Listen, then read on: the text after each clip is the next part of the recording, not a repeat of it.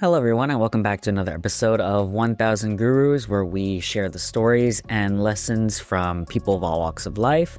I'm your host, J. Ariana Cruz. Today's guest is Richard Hardy, back for a part 2. So Richard works in door-to-door sales for solar. This is probably the fastest turnaround we've had for someone to come back onto the show, but it was definitely worth it and well-deserved to have Richard in studio for this part 2. The vibes were on point, and I found myself reliving all the fun of this recording while editing it. Needless to say, I think Richard and I have a lot of good on-camera chemistry, and hopefully you guys can tell. In this episode, we go back to his backstory, which we didn't catch the first time around, as well as his approach to fitness and nutrition. We deep dive into sales and the psychology of influence, body mirroring and personality quadrants, and end with some insights on our faith. I absolutely love this episode, and hopefully you guys do too. So without further ado, please enjoy this episode with Richard Hardy.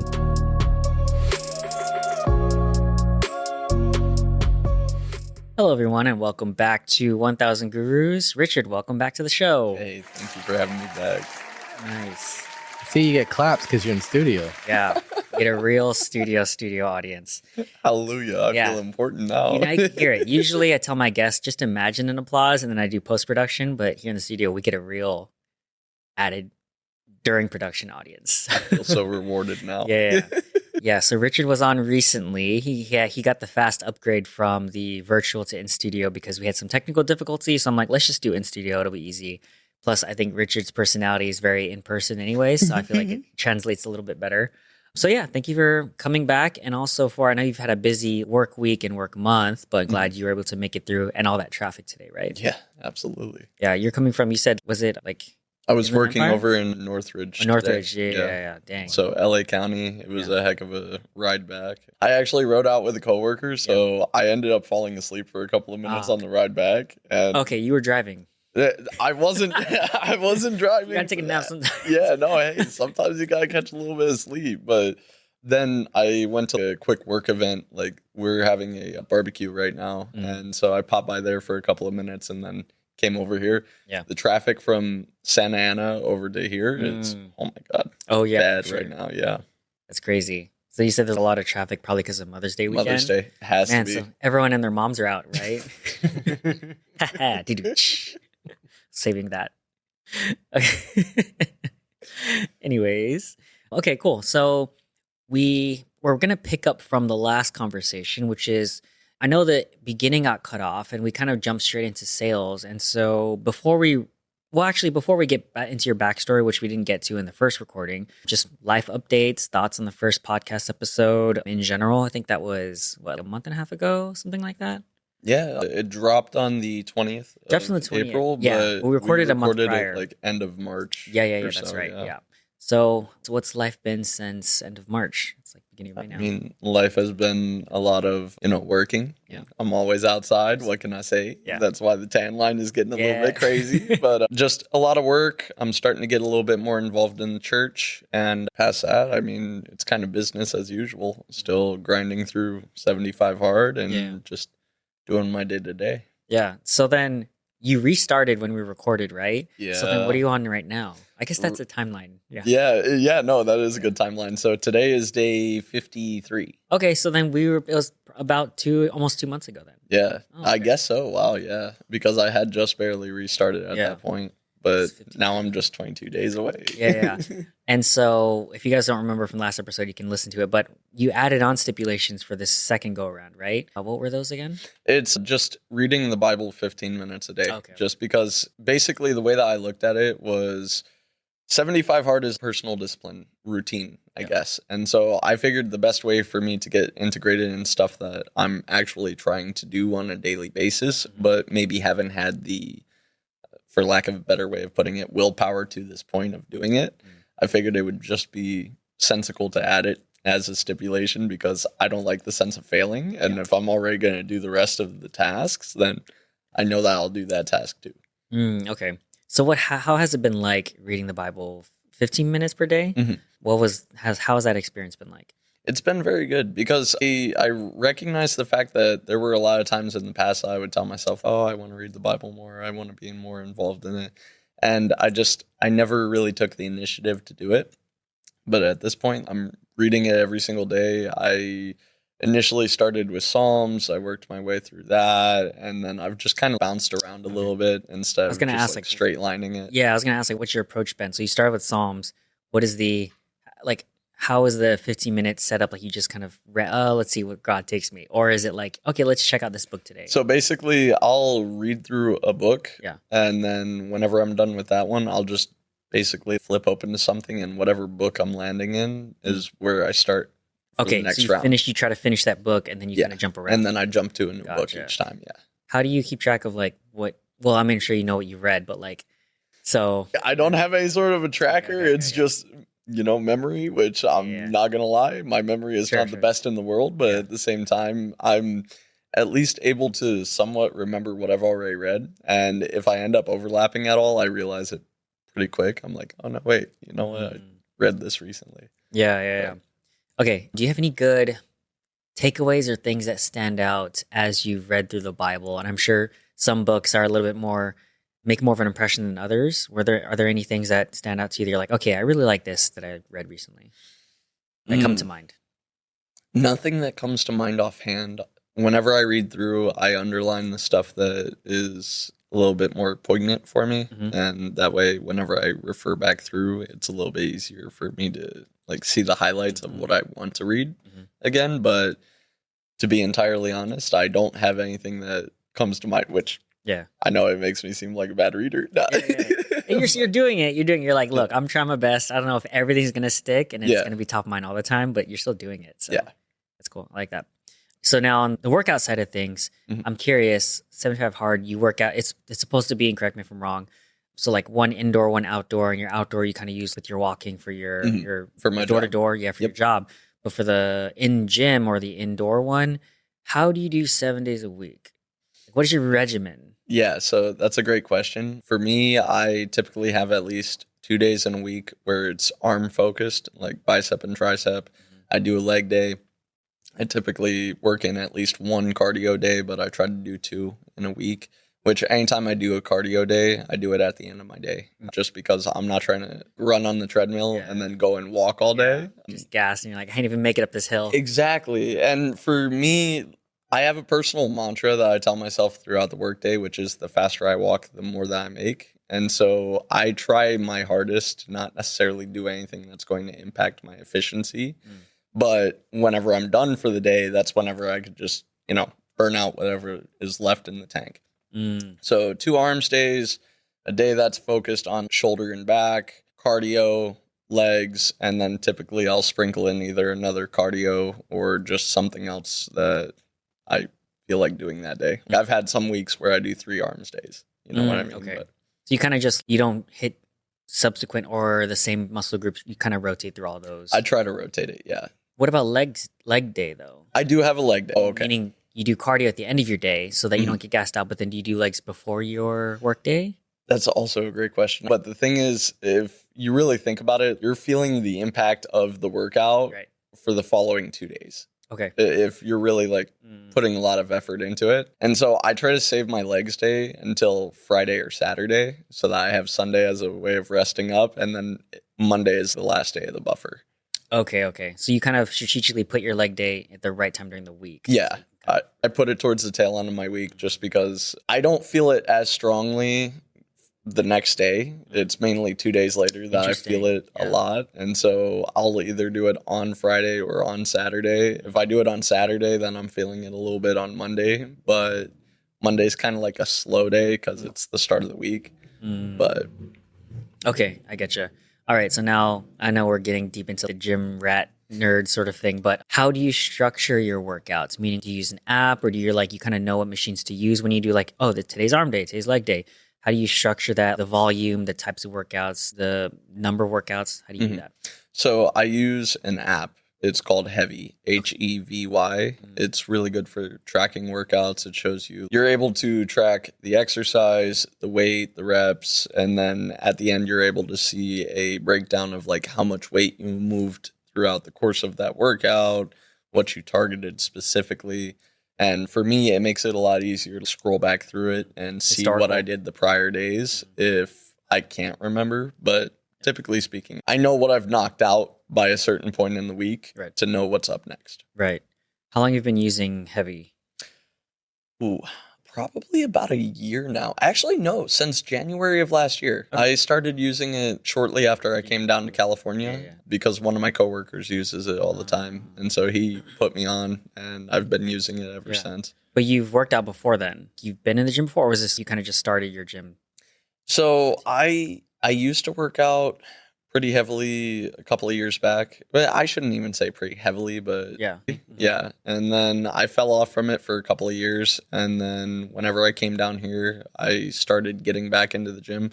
But it's funny, I found a note to myself that I wrote in one of my notebooks, and it was me listing off different things I was trying to accomplish for that month. And I feel like it was like last May or so, but one of them was no more skipping the gym. Okay. And it's because I had wanted to try to be in the gym 4 to 5 times a week, and I was finding myself skipping from time to time.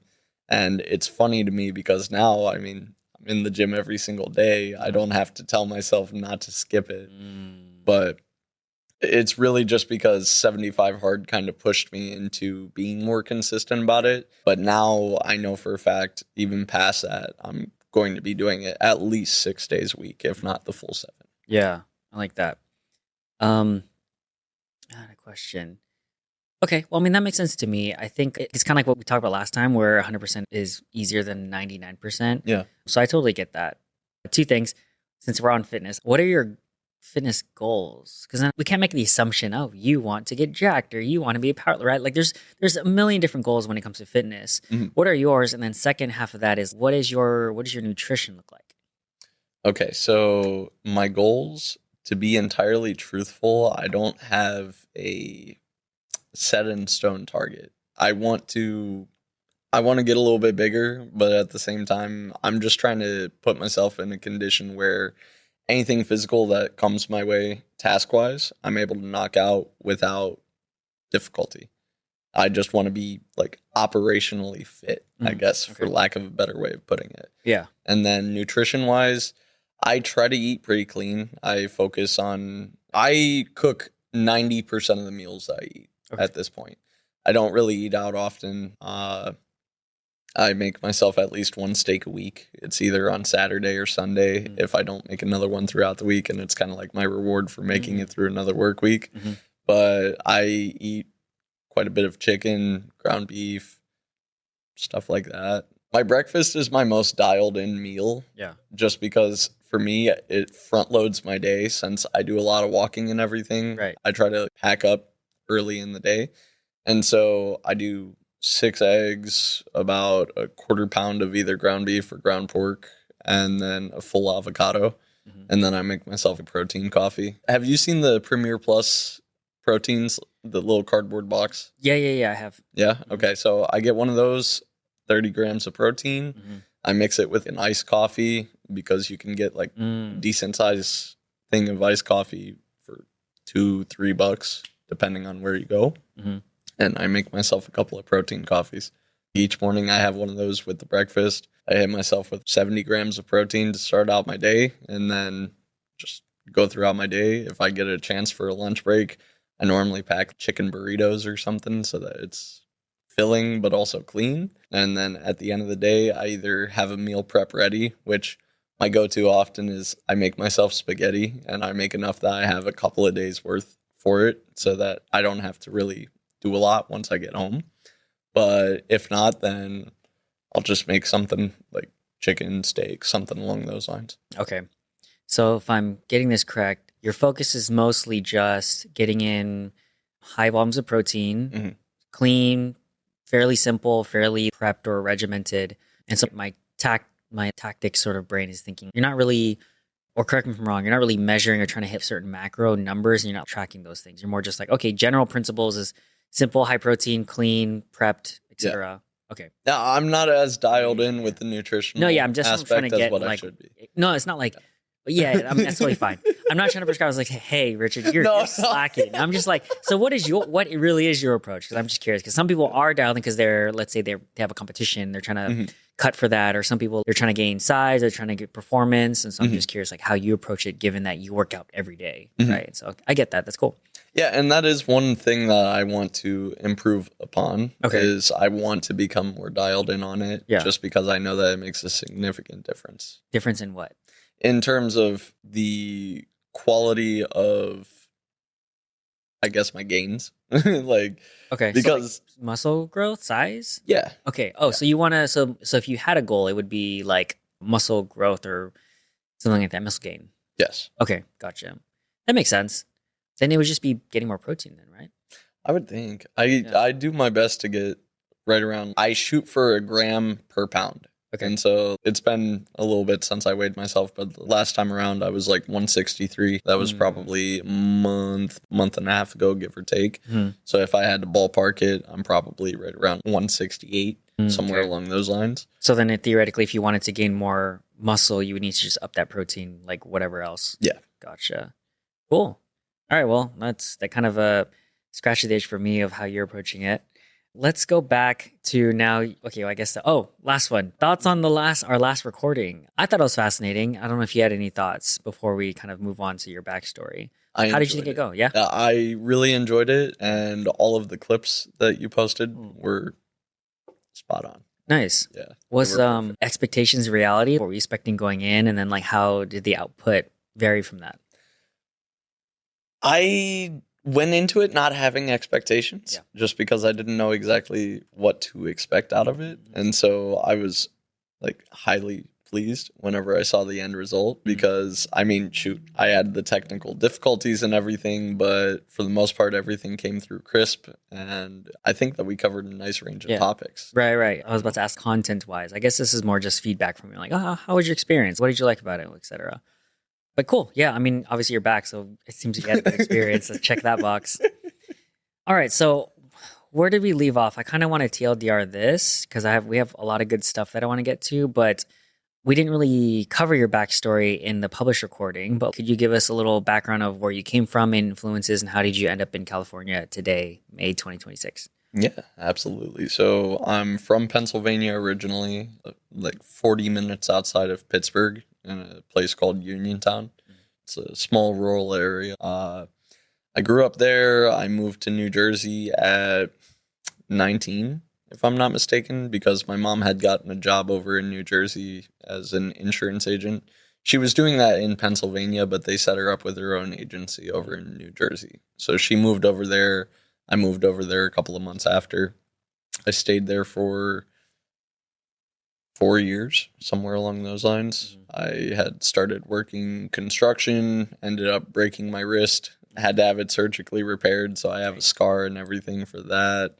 It took 8 months to heal because I broke apparently the toughest bone in the body to heal, which is the scaphoid bone. Oh, okay. It's shaped like a kidney. It's right here underneath your thumb. Ooh. And it's only got one vein of blood supply. And so it's extremely difficult to heal. And the way that I broke it, it had chopped off the circulation. Oof. So initially the bone was dying. They went in, they put a screw in to try to bring it back together. Wasn't healing. And they got to a point where they were like, okay, we're going to have to do another surgery and put in a cadaver bone if it doesn't start healing. They gave me a steroid for bone growth, and then miraculously it got better. So, but it was an 8-month recovery. And at that point I had decided, you know what? I probably don't want to get back into physical labor only type of career. And so I pursued sales. It came down to either a car dealership or starting in door-to-door. I did the interview for both of them. Door-to-door, I didn't even realize that that's what I was interviewing for at first. The Indeed ad was a little bit vague. Okay. So I went, I had a conversation about it, and I felt like it was something that I wasn't really going to be open to doing, but I told myself, you know what, I'll give it 2 days. If the car dealership doesn't get back to me, I'll give it a shot. Just because the first job that I had gotten in door-to-door was over in New Jersey, and it was for a company, Anderson Windows, but they have a start-to-finish branch, like a custom-built window and door section. They call it Renewal by Anderson. And so the cool thing was they offered $15 an hour plus commissions. And so I was like, okay, I'll get paid $15 an hour just to walk around a neighborhood, and hopefully I make more than that. So I was willing to take the chance on that. I ended up wanting to leave it multiple times, didn't, powered through, was doing well. And then I moved down to Texas. I got involved in solar over there, did that for a couple of years over there. And then I had moved back up to PA, Pennsylvania. And then I got a call January 9th of last year from somebody who I worked with in solar over in Texas, who was telling me, hey, this is the situation in California, this is what the utility rates are, and this is the program that's around now. Do you want to come over here and give it a shot? And so I came out here on a 1 month trial basis, and I'm still here. 1 month plus several months. Nice. Yeah. That's cool, man. I'm curious. So it started off with, okay, these two sort of jobs. Then you kind of went to door, and then from there, you've been in sales ever since. Mm-hmm. What? And it seems like you like sales, and that's great. I love it. Yeah. And so I'm curious. Well, one, alternate universe. Did I ask this question? What do you think you would do, just based on your personality and skill set? Another sort of function or industry do you think you would like doing? And second, what particularly do you like about sales? Yeah. Okay. So in terms of other industry, that is a tough one to answer because it's funny. For me, whenever I was growing up, I wanted to be an archaeologist. Okay. Oh, that, right, yeah. that was something that I was really passionate about. And I still metal detect in my free time and stuff like that. I'm a little bit of a nerd. What can I say? But it's okay. No, right? Weird nerd. Who could have thought? We're all nerds in something. Hey, there you go. That's true. But I feel like if I wasn't involved in sales and I hypothetically couldn't do it as a job, I would need to be doing something that's social based because I feel like I've always been a bit of a people person. I just like to talk to people. I focus on communication in various ways, but I like to engage with people. I can't imagine being behind a desk for all day, every day. It would drive me crazy. And so I would have to be in something a little bit more socially based. Mm-hmm. And then regarding sales, I'm extremely passionate about it just because there's so many different reasons to love sales. One is the level of independence in terms of if you don't want to do something, you technically don't have to do something, but you recognize the fact that the only way that you'll find success in whatever path you're doing in sales is by putting in the effort. Mm-hmm. If I'm working another job, I could just show up and just get a check, which, yeah, cool. You're getting paid. But at the same time, there's no meaning behind it. And you're capped at what you can earn. You just show up, you're going to get paid $20 an hour no matter how hard you work. Doesn't matter how well you do at it. It's just what it is. Versus in sales, it's if I don't show up to work that day, I'm not going to get anything because, I got to go out and earn my check. But at the same time, the harder I work, the more money I'm able to make. And there's a layer of independence because a lot of people can't self-manage. And that's the entire basis of what sales is self-management. Sure, you can have a manager above you. You can have teammates pushing you and everything. But at the same time, nobody can do it for you aside from you doing it for yourself. Mm. And I like that sensation. Plus, I feel like sales brings value to people. Even if they initially don't feel like it does, everybody in the world loves to buy things. They just don't like to be sold. And so the entire point of sales is to try to find a way to display what you have in a way that people want to buy it rather than feeling like you're selling it to them. I like that. So if it seems like you like that it's a field or a job or a function that is that rewards you proportional to your effort as opposed mm-hmm. to, let's say, a typical standard job where you get paid by the hour and the effort, it's like more like a checkbox rather than proportional to what you're doing. Mm-hmm. That's great. And the second thing is like this idea of self-employment, right? Kind of loosely, right? Meaning, how do I put this? You know how there's this job employee mindset versus owner, CEO, entrepreneur, or self-employed where you have more ownership of what you're doing as opposed to, okay, you're working for someone, you kind of follow instructions. Mm-hmm. And I think it's interesting because I do realize that some people are more self-starters and they're more like entrepreneurial, or they're more self-employed and sort of go-getters and they can self-manage. And some people are like, I actually do prefer a job because I do need that structure regimen. I do need someone kind of give me directions. Yeah. And that's totally fine. But the other caveat I would say is like, we are technically the CEOs and self-employed of our own lives. Mhm. And so no one's motivating you to go to the gym or brush your teeth or something like that, right? But you recognize that there's some level of ownership in your life that you have to have because no one is going to care more about your life than you. Yeah. And so it's kind of like we are already self-employed in our own life. We are the CEO of our own life, but it's some people who enjoy wanting to translate that into a career. I think it can work really well if you understand how you're wired.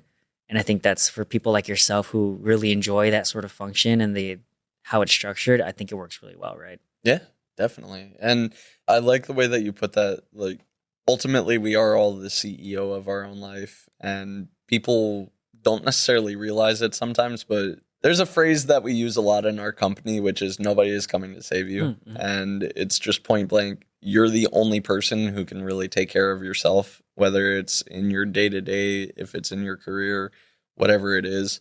You're the one who's entirely responsible for where you become, like where you get to.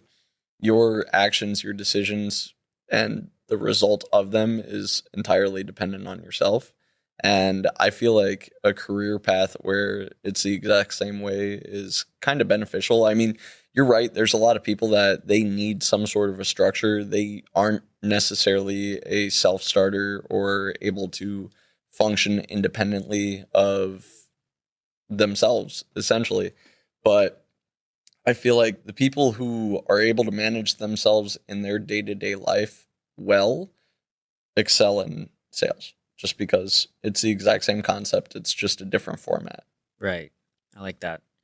This reminds me. So I did have one person on my show before who used to be in sales, Mhm. Eric Chen. I'll link in the description. But he became an entrepreneur afterwards. So he used to work for ADP and he did sales for most of his early adult career. And then he transitioned to owning his own business. And then he created a board game that did really well. And now he does consulting. So he does all this cool stuff. But we did touch upon sales that I remember. And I think the takeaway that I got was that sales is a really good job function to get into, especially if you are interested in entrepreneurship, starting your own business or something like that, because it has the same elements, but it's more of a structured focus, developing this skill set, this craft, this artistry that translates well into running your business. Because a business is essentially creating a product and fulfilling it. And the other side of that is selling it to someone, right? Because you can have a product and then the sell. And so if you get really good at sales, that can translate really well into running your own business. Obviously, it depends on the business. But I thought that was interesting of that point that he gave. And so, and now another story, my little brother who lives in the Philippines right now, and he's like 14, 15, and he really wants to own his own business, and which is cool. I'm like, wow, he's so entrepreneurial and he knows. And I'm like picking his brain. I'm like, okay, why? And what do you think makes you good for entrepreneurship? And before he left for the Philippines, before he went to his first year in high school, he and his friends had a little business where they would do detail car cleaning for people in the neighborhood. And so they would buy these not power tools, but cleaning tools from the store. And then him and his 3 or 4 friends would go around and go door to door and try to sell these people with expensive houses. I'm like, hey, we can detail clean your car.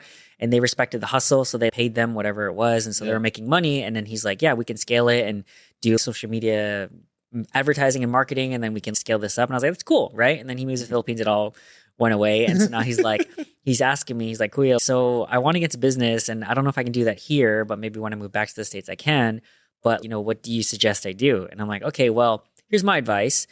Yeah, you can build a business and that's great. And I think you have the chops for it. But I think at your age, you have, like, he's 15. I was like, you have so much time that my recommendation is honestly for you to develop a skill set or a focused, narrow skill set that you can compound over the next 10 years so that when you are 25, you are so good at that skill set that people will throw money at you and you can start as many businesses as you want. So if you're an entrepreneur, if you want to be an entrepreneur, my recommendation is start with sales because it's easy to just get it. Not easy, but it's easy to focus in on, let's say, just focus on the selling of something. You can flip something and be a salesperson there. You can go buy some stuff or you can have some sort of product that you can source easily, and then you just go door to door, whatever, sell that, and you get good at sales. And then no matter what the product is, you're good at sales. And then that can obviously translate as you scale up a business or get partners or whatever.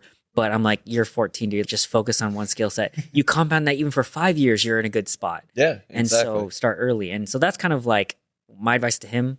I would love your thoughts on any of those things about sales and sort of like that skill set. Yeah, so here's the biggest thing in my opinion about sales is it's an immediate feedback loop. Mm-hmm. And it's because no matter what the result of the attempted sale is, let's say, for example, in my profession, I'm knocking on doors, I'm trying to set up appointments for solar. If I have a conversation and I just have them shut down in the middle of the conversation, I have almost an immediate like notification of, hey, don't do whatever you just did that shut down that conversation. If I have a door that goes extremely well and I end up setting the appointment, then I have something to reflect on immediately as to, okay, these were my strong points during that conversation. This is something that I should fine tune. And in life, you don't get a lot of feedback loops that are immediate. If you think about it, actions and decisions that you take today, typically you don't see any feedback on for month, couple of months, a year, multiple years down the road. So that learning cycle is way longer. Exactly. And so it makes it tougher for you to actually adjust and improve your trajectory versus if you're doing a sales job, you're getting an immediate feedback loop multiple times a day, various times in a week, and it compounds very quickly. And so, for example, for me, if I knock 100 doors in a day and I only get 30 doors open or somewhere along those lines, that's still 30 times that I'm going to get feedback on what I'm doing. Over the course of a week, that's going to be, I knock 6 days a week, so that's 180 times that I get feedback on what I'm doing. And then you just keep on compounding it, and that's where you get extremely good at what you do. And in other career paths, anybody could be an entrepreneur, but it takes a lot of personal development and just skill sets that you have to unlock throughout the course of your life to be able to accomplish it. I feel like sales is the easiest format in order to start hitting those markers for entrepreneurship. And mainly it's just because the feedback loop is crazy. It's so instantaneous that there's no way for you to not improve unless you're just completely ignorant to the lessons that you're being taught. Yeah, definitely. Another thing too to throw onto that is when I threw out the idea of sales, and you know, my brother only knows what he knows, but he's like, I'm like, why business owner, right? Why do you want to? Because you know, it has the ability to scale, basically is what he was saying, and you know, you can take time off if you need to, and you have a business that runs. Basically, it's like the idea of the machine that runs without you, and that's like great. That's fantastic. That's the that's the aspiration we all have. Obviously. Yeah. The real world is not that simple, but it's great. I'm like, I'm trying to not shut down his party, but also be encouraging, but also tell him what reality is like. Yeah. So I'm like, that's fine. But also you do realize that there's a lot of skill sets that you need to do all that stuff. And then the self-starting thing in sales, translating over to business, you do need to be that. And also it's not just one skill set. You have to manage the thing. You have to have the vision. You have to have the structure or partnering with the right people. But the other thing that he brought up was like, oh, well, the reason why I want to scale a business is because I don't think if sales, you don't really make a lot of money. Whereas if you are a business owner, you can make a lot of money, right? And I'm like, okay, I understand why you think that. But it's a fact that there are salespeople who make a lot more money than executives and owners of businesses, right? Obviously, we're not saying that generalization, but we're saying it's possible. There are people in certain industries that do sales really well at a high level, make a lot more money than, let's say, an executive or a C-suite in some sort of company. And that's just how it works because of the pay structure. Because you could be in a company pay structure that pays you astronomically because that conversion makes sense. Whereas if your business never gets off the ground and 99% businesses fail or something like that, then it's like you can't say that building a business is easier than sales. And with the whole fact of you can actually scale sales to really high. So with all that being in mind, I'm like, okay, look, I'm just try something, right? I'm like, I'm not trying to shut down your party, but just try something. But yeah, I'm sure you agree or something like that. But another thing I want to ask you is, as you're going door to door and you have all these things, I used to go to some entrepreneurial seminars and sort of how to engage with people skills. But one thing that always stood out to me is the personality types. I'm sure you use it a lot in sales, where it's like one of the paradigms is, let's say, quadrants. There's 4 types of people, and it's how I learned of it. And there's different ways people do it, which is like the colors, which is like red, green, yellow, and blue. And some people, it's like the dolphin and the whale and the whatever, and like shark and stuff like that, right? Yep. And so my conception is the 4 personality types however you want to label it. The reds, and how I've learned it, is like the very aggressive, hard charging sort of people. The greens are the more analytical, kind of calm. The blues are more of like the extroverted, expressive party, life of the party, whatever, short attention span. And the yellows are like the sort of salt of the earth, really kind, very, what's it called? I guess, what is that Harry Potter house? The Hufflepuffs, right? And so however you want to label those four, it could be different. Yeah. But then I'm curious if you're familiar with this and if you do use it in your day to day, what are you? And then how do you approach it when you're kind of vetting people, if at all? Yeah, so the way that I know the quadrant Yeah. is the sea life, Okay. the shark, urchin, dolphin, whale. And it's one of those things where I don't know exactly where I would fall technically because I'm very extroverted and I could tell you what I think you are, but am I a dolphin or a whale? Yeah. No. What is the whale again? Whale is, I feel like that's mainly what you were describing as yellow. Oh, like this, like the softer, kinder sort of person. Okay. Yeah. And the dolphin is the party person. Yeah. Okay, gotcha. The dolphin is the more extroverted, and then the whale is more just kind. Okay. So you think you might be one of those two? I feel like I fall within one of those two, just because here's the thing: as much as I want to be like, "Oh yeah, I'm a shark," like I came wearing it and everything. No, but in all seriousness, I know I'm not that person. I can portray that person whenever I need to, and that's kind of how I go about it. Whenever I'm door knocking, is I try to meet them at their energy. I try to mirror it back to them, just because people buy from people that they like or that they want to be like.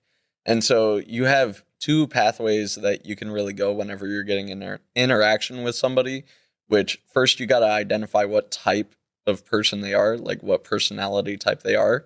And then you either A, mirror it directly and try to match them at their energy, or B, you try to embody what you feel like they would want to be like. And so, for example, somebody who is extremely passive is going to respond differently to somebody who is a little bit more hands-on, like a little bit more firm and just, hey, this is what we got to do. I'll give you an example. Whenever I'm doing my job, I'm supposed to get people's electric bill to make the job a little bit easier on the next person who comes in for the appointment. And if you just ask somebody to grab something for you, they typically will not do it. They just, oh no, I'm busy right now. Oh no, I got to get back into whatever. But if you say it in a way where it's just implied that they need to go and do it, like a little bit more authority to it, then it gets done. And so instead of being like, oh yeah, could you go and grab your bill real quick? Yeah, go ahead and grab your bill. I'm just going to finish typing this in the calendar. And essentially what I'm getting at is the people who you can match their energy. A shark answers the door. They're going to be a little bit like, what do you need, bro? What are you stopping by about? I'm not going to be like, oh, hey, good afternoon, sir. I'm going to be like, hey, man, my name's Richard. This is why I'm coming by, and then get straight into it. If you're kind of like the opposite of some personality traits, then they're going to shut you down. But there are some personality types that you communicate better by being the opposite of. Like if they're super passive, like I mentioned, if they're more of a whale or a dolphin, sometimes being a little bit more towards that, but then shifting towards being a little bit more firm is better for that conversation. Okay. But do you find it's easy to adapt, or is it very conscious effort for you?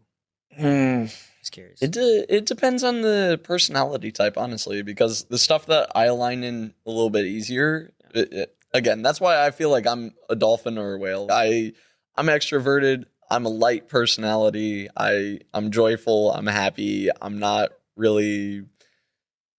abrasive for the most part, you know? And so whenever I get people like that, it's a lot easier for me to match that energy versus me trying to portray shark energy. Somebody who is a little bit abrasive and firm and doesn't want to have the conversation and kind of just wants to bully me off their door. I have to bully them back almost in a way. As crazy as that sounds, like, you know, you thought that bullying ended in school, but no, it doesn't. At least whenever you're in door to door. But the point is, it's easier for me to match somebody in the realm of just happy-go-lucky, extroverted, rather than what do you want? Like, what are you stopping by about? Yeah, okay, I get you. So some personality types are a little bit easier for you, whereas some is like you got to put a little more effort. Yeah. Some I consciously have to think, okay, no, I need to act this way. Other ones I just get to be myself. Right. Interesting. Yeah, I love talking about this. There's another framework that I've learned before, which is same quadrants. One is high energy, low energy, and then the x-axis is formal, informal.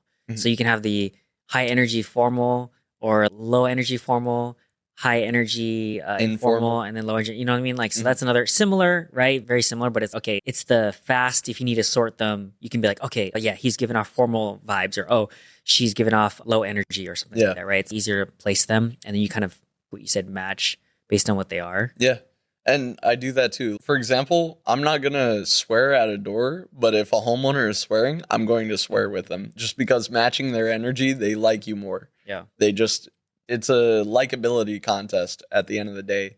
People don't want to deal with you if they don't have any respect or care for you. And so if you're able to kind of match within the frame of where they're at, then you get a lot further. If they're low energy, I'm not necessarily going to bring myself all the way down, but I'm not going to be over the moon like energy because I scare them away then, you know? Like, You're like yeah, no, legitimately. close the door. Like, this is too much for me. The amount of times I've had a door close and I'm like, damn, I was too happy at that door.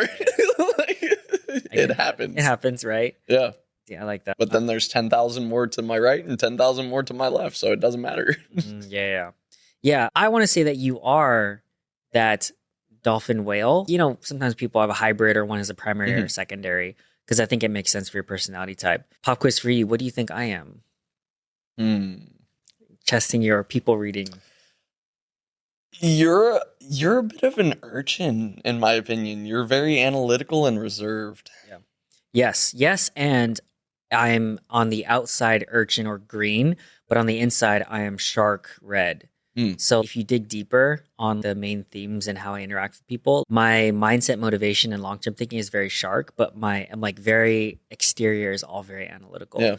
Which kind of makes fun because it's like then my opposites are like the dolphins and then the more soft-spoken people, which a lot of people in my life that I vibe with are the opposite. Like my mom is very much whale and my sister is very much dolphin and a lot of my friends that I get along with are, so it's kind of like a complementary sort of thing. Yeah. Which I thought is very interesting. Yeah. Also body mirroring and mirror neurons, right? Is that something that you guys kind of talk about or train on, which is for mirror neurons where it's like you're mimicking the body posture of the other person and then subconsciously they like you more when you have similar body posture as opposed to dominant body posture and they're kind of more soft or like if you try to match that. Do you ever think about that? Yeah, so from the jump, actually, body language is a huge factor whenever it comes to the job. And so whenever I had first started door-to-door over in New Jersey, I really wasn't situationally aware of it too much. But whenever I came down to Texas, I learned a little bit more. And then here in California, I've learned a lot more about it. And so, for example, I knock on a door, I step back about 3 to 5 feet. I'm not going to be standing head on to the door because if you think about it, every altercation that you've ever had that was negative in your life was a face-to-face head-on interaction. Unless they backstab you, but you're right. Yeah. unless you feel the knife go into your back, and then that's the other exception. No, that's valid. That is valid. More of an emotional thing. Basically, whenever I step away from a door, I try to find somewhere to lean. I'll stand sideways to the door. So let's say water bottle is the front door. I'm going to step back a couple of steps and then turn sideways to it. That way, I'm kind of almost like a smaller target. It puts them at rest a little bit. Yeah. And then on top of that, I try to lean in a way just because it seems more relaxed. If you're tense on the door as the door knocker, the energy that the homeowner is going to have is they're like, should wild. I be tense? Like, should I put my guard up? Yes, like, and should I square up? And the thing is, people don't realize it whenever they're doing the job sometimes, but during the interaction, if they, for example, have the homeowner say something that's kind of like an objection and they aren't prepared to handle it, they'll tense up a little bit and that kills the interaction. And they don't even realize it right away. Yeah. But it's super body language based. And so the other aspect of it is tonality and just overall pace. If somebody comes out and they seem super fast paced, you kind of have to speed yourself up a little bit. You still want to control the conversation and control the frame, but people really think of somebody who's moving 100 miles an hour. They're not going to listen to the guy speaking 2 miles an hour. Right. Okay. You have to match them a little bit further. Or somebody who comes out and they're clearly a little bit slower paced, they're more relaxed, laid back. You need to tone it back and go towards their pace. But the body language is probably the biggest aspect of it. And trying to mirror that is key. If they lean up against the door frame, for example, or I see the shoulders release the tension, at that point, I know that they're engaged in the conversation, and I'll try to match exactly where they're at. Yeah. If they're still guarded, like arms crossed or anything like that, then I have to try to whittle away at that and break down whatever wall they have in their mind at that point. And so I normally do it with a joke or two. Yeah. Just try to crack a smile, loosen them up a little bit, and get back into it. Definitely. You know, it's funny sometimes in a conversation or in a group setting, I'll purposefully try to give off closed off body posture language, but not because I actually am, but just to see how people react. Cross my arm, cross my legs, and kind of look down and look away. But I'm totally engaged, but I'm just seeing how and if they kind of turn it. Makes people uncomfortable. Right. And then they kind of calm their energy. And then I've opened back up just to see if it works. And it does. It does. There's a lot of psychological stuff that we don't really pay attention to, but the people who are aware of it use it all the time. Yeah. In one of my old office jobs, I would have a coworker that I'd talk to, and I would see if she was paying attention because I would change my body posture and to see if she matches it, and she would. I'm like, oh, she's paying attention, and then I change it back, and then sit down. Like we had standing desks, so I would lower it, and then she would lower it as well. I'm like, okay, well, clearly she's listening to what I'm saying. Because I'm just weird like that, just for fun. Just heat checking your coworkers. Exactly, just my coworkers and friends. Exactly. Okay. Anyways, going back to last things I wanted to ask. So we are outside. I love that a lot. Is there a reason or meaning behind that, or is it just a hype up? No, it's just a little bit of hype up. I started doing it at one point, and then I had a couple of friends start picking up on the fact that I was doing it and make jokes about it, either at church or like colleagues and stuff. And so it just became the catchphrase. Yeah. We're outside, you know, just because I'm either outside or not working. I like it because it's one of those comfort things where, you know, you see every day and you're like, oh, the thing that happened. And you're like, okay, great. My brain has comfort now because that thing happened. So whenever I see we are outside, I'm like, yeah, I got the thing today, you know?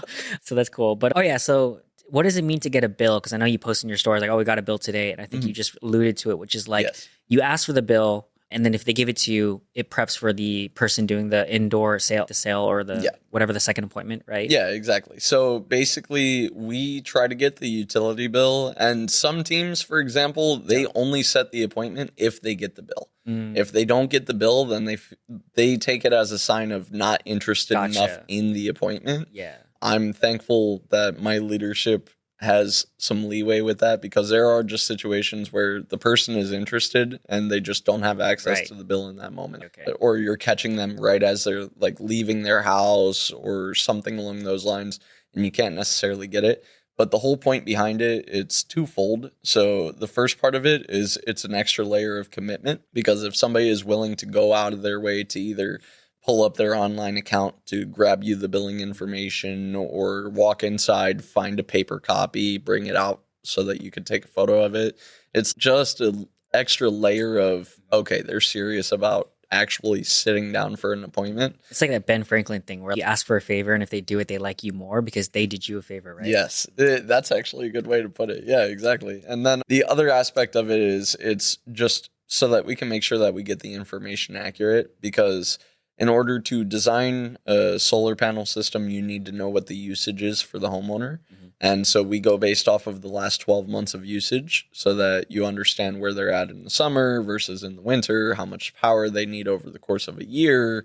And then obviously if they have some changes coming up in the future, like, oh, we're about to get an EV, we're adding a pool, we have kids moving out, whatever it is, then you just kind of adapt around that. But for the most part, we try to make sure that we get the bill whenever we're setting up the appointment, so that the person who comes in to present the information has everything ready, rather than, oh, I couldn't get the bill. Okay, the first of it is just going to be like exploratory. Have a simple conversation, get the utility bill, and then, okay, I'll be back in a couple of days with all of the information prepared at that point. So it's a better setup for that appointment. Yes. Cool. Yeah, that answers my question. It makes a lot of sense for what you're saying. Okay, well, maybe we can get into this last question on this topic, but what is your career trajectory, progression, vision? I know you enjoy what you do now, but what do you imagine is the next step and how would you get there? Okay, so there's two layers to that question. The first one would be what my next step is within the company that I'm in right now, which right now I'm just an appointment setter. The next step up would be building a team and eventually becoming a closer, the person who does the in-home appointment. In order to get to that level, A, I need to be recruiting, and B, I definitely need to be working more diligently in terms of learning more about the back end process for my career path so that I can do the sales aspect. Because whenever I was in Texas, I had a period of time where I was a sales rep. Like rather than just an appointment setter, I would go into the home, I would present the information, I would set them up, sign docs, make sure everything got to installation and such. And I haven't gotten to that point here in California. And part of it is just a matter of, I guess, honestly, transparently, just not pushing myself enough. I can work up to that point.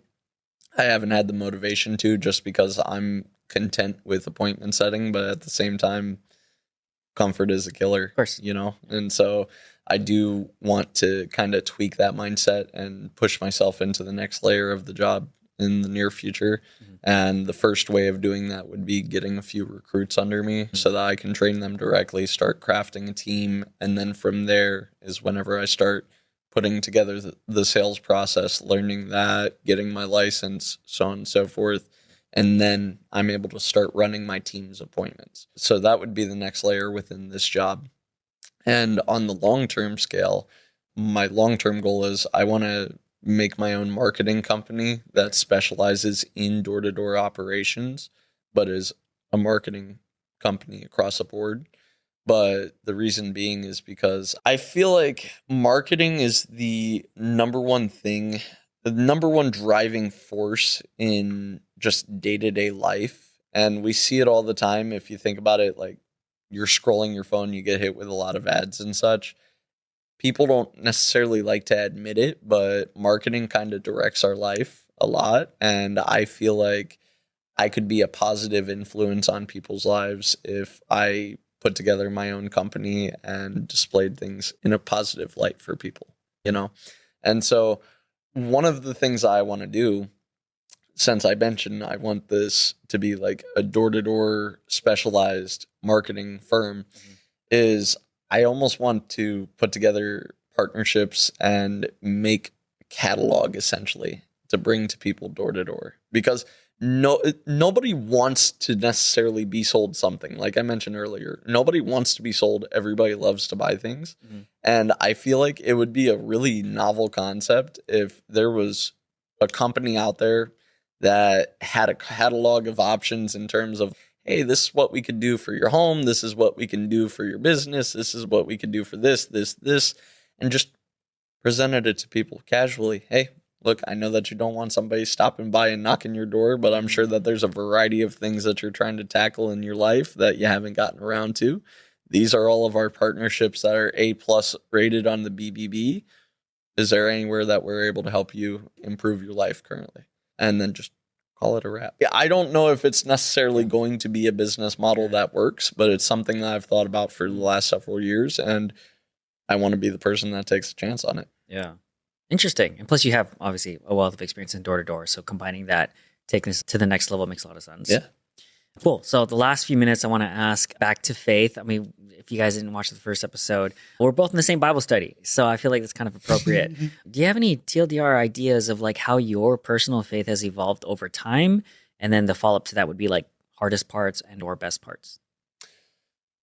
Okay, so in terms of the developing, before I came down to California, I had gone 13 years without going to church. Whenever you were still a Christian, but you just didn't go to church. Gotcha. Correct. I've always been a firm believer in God, but it's just a matter of how much I was actually engaging with God in my life. Right. You know what I mean? And so whenever I was growing up, my parents aren't very church-going people, but they are religious in the sense of believers in God, Jesus Christ. They stand on a very upright moral frame in terms of how they conduct themselves. It's just we never really went to church. And then I would go occasionally with my neighbor because I was best friends with my neighbor, and his parents would take me when they would go here and there. And so I was involved in church a little bit whenever I was younger, but not very much. And then I went a long stretch without really going. Whenever I lived over in Texas, I would go to some services over in Mexico because of like family of my ex at that point. They're involved in church. And so I would go then. But since I'm not fluent in Spanish, I wasn't getting the same result in terms of I didn't feel like it was necessarily having as much of an impact as what it could. And whenever I moved down to California, I ended up having a coworker at the time say, "Hey, let's go to church on Sunday." And I went to Saddleback, and then I started going every Sunday after that, just because initially whenever I went, it just felt, as weird as it sounds, it just felt familiar in a way of I belonged there. I should be going there. And then every week that I would go, the message would just hit a point in me that it was like, wow, I really needed that. And so I just continued going until now. I'm there every single weekend. And now I'm getting to volunteer. Tomorrow I start in the student ministry. I've done welcome team a number of times. Anytime that they have an event going on for a holiday or anything, I volunteer to help out with running games or just getting people engaged with it. And so it's been very fulfilling for me, like the development overall, just because now I feel part of a community that at one point I was on the outside looking in, not even looking in, quite frankly, just on the outside, not even paying attention to. And now I get to be deeply engaged in it, and I get to help other people in their journey of faith. And the two takeaways that I've gotten, the negative takeaway, I would say, is just the fact that I've come to the conclusion that the more that I don't put God at the center of what I'm doing, the less fulfilled I feel internally. And then the positive takeaway is I've gotten to a point where every single day I wake up, I have a conversation with God on my balcony while I peel an orange. Shout out to the peel and prayer. That's my go-to.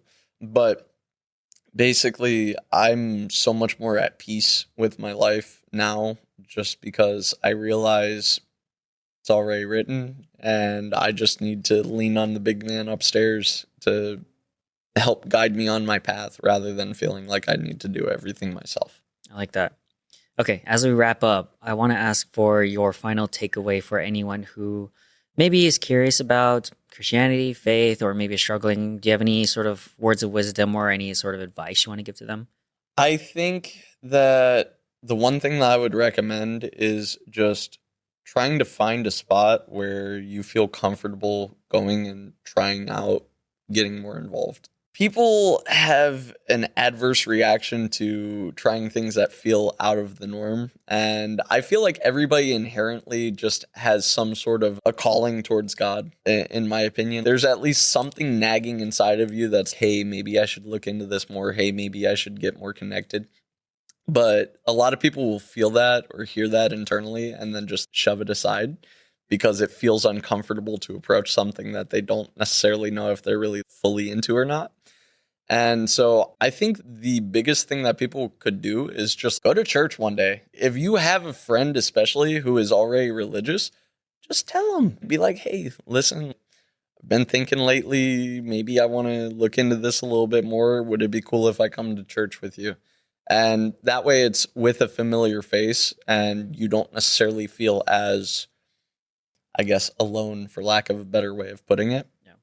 Because that, in my opinion, is the main thing that stops people from really pursuing it at all, is they feel like they're going to be out of their element. And if they don't have anybody around that they recognize or feel comfortable around, it's easy to just get there, stay in your car, and then be like, you know what? No, I'm not going to go in. But if you have somebody that you can lean on that you're already feeling it internally, hey, maybe I want to pursue God a little bit more. Maybe I want to look into Christianity or whatever religious belief you want to look into. Go for it. But just, I think the biggest step is finding somebody that you already know, who you're comfortable with, who has that same belief system, and then saying, hey, can you introduce me a little bit? I like it. And if that doesn't sell you, what got me into church is, hey, they have free coffee and pastries. So just come for the free coffee and pastries. It's totally worth it. I came one day for coffee and pastries, and it's been 12 years now. So they got a good ROI on that one from me. With all the tithe money that I've given, and they just had to give me free coffee. You guys won. God. 50-cent cup of coffee kept you Jesus for 12 won. years. Jesus won on that one. He's like, I got you. Free stuff. All right, man. Let's wrap this up. Thanks, Richard. I appreciate it. Last question for you. Gratitude. We always end with gratitude. Shout out to my mom for Mother's Day. What are you grateful for, Richard? I'm grateful for the parents that I have, because I wouldn't be the man today that I am without them. I'm grateful for the opportunity that I have with my job, because I get to put people in a better position on a daily basis without anything other than my own effort. And I'm grateful for the life that I'm living, because there is a version of me in the past that dreamed to be at the point that I'm at now. And even though I have those days where I'm feeling behind, or I'm feeling like I'm not where I want to be at this point, I also have to recognize the fact that I'm at a spot where I used to dream of being, and I just get to live in that daily now. It's not something that I'm reaching for, it's something that I'm already at. And I'm grateful for that. I love it. Thanks, man. Yep. All right, let's wrap this up. It was such a fantastic conversation. I loved it. We could obviously go for a long time. I'm energized. We're not technically outside, but we are outside emotionally. So let's wrap it up. So thank you, Richard, for being here. We are inside. We are inside. We are in the door. We're getting bills. Solomon, I would like you to grab your bill. All right. Go ahead and grab your bill while I put this in the calendar. Yeah, definitely. So, we'll link Richard's social in the description, etc. So you can find him if you want to check him out. So you can get that daily dose of outside. So the Instagram stories go crazy. They do go hard. I recommend it. 10 out of 10. Thank you guys for being here. I really appreciate it. Be sure to like, follow, subscribe, leave Richard love in the comments below, etc. 5 stars on any platform, all that good jazz. A reminder to always be kind to other people, especially yourself. And remember that you can always learn something from someone if you take the time to listen. So thank you guys for being here.